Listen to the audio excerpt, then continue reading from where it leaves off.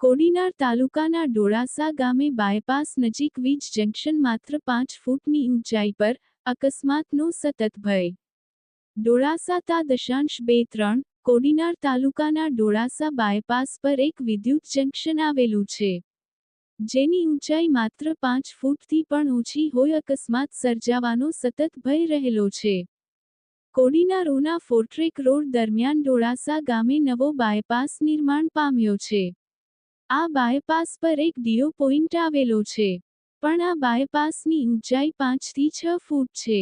જેના કારણે આ ડીઓ પોઈન્ટની ઊંચાઈ ઘટી ગઈ છે. આ બાયપાસ ઉપર ઊભા રહો તો હાથ અડી શકે તેટલો નીચો આવી ગયો છે. કોઈ વાહન ચાલકની ભૂલને કારણે વાહન આ અસલામત ડીઓ પોઈન્ટને અડી જાય તો ગંભીર અકસ્માત સર્જાવાની પૂરી સંભાવના છે.